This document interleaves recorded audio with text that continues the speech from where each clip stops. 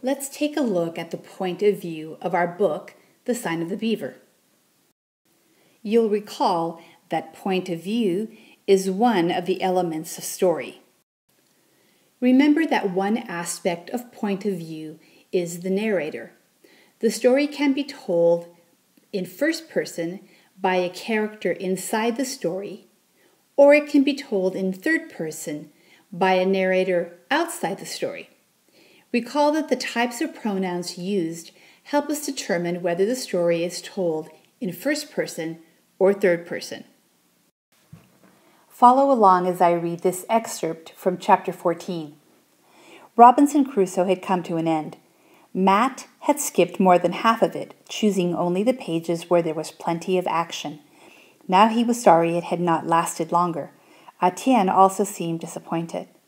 Too bad, he commented, copying one of Matt's frequent remarks.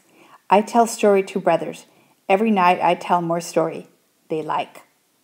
Delighted, Matt tried to picture the Indians sitting around the campfire at night, listening to Etienne tell the story of Robinson Crusoe. Now suddenly he had an inspiration. He took his father's Bible from the shelf. Why hadn't he thought of this before? Notice the use of third-person pronouns.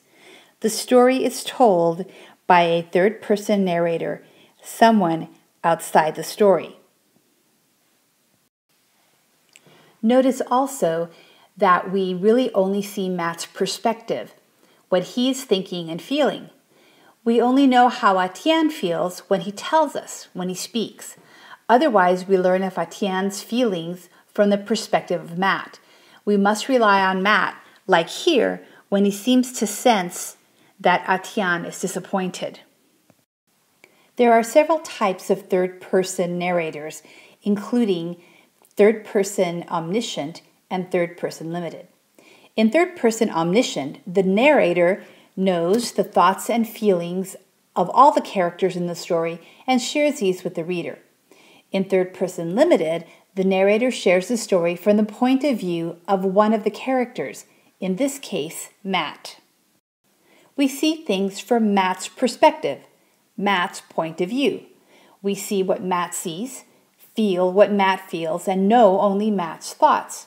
What we learn about Etienne, we learn through Matt. We come to know Etienne only as Matt gets to know him. Authors make deliberate choices about the point of view they use to tell a story, often trying out more than one point of view before deciding which to use.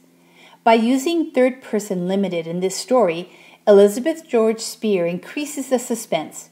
We wonder, right along with Matt, why Etienne seems so scornful and unlikable. We suffer with Matt as Etienne treats him with contempt, and take pleasure with Matt as Etienne grows to respect him.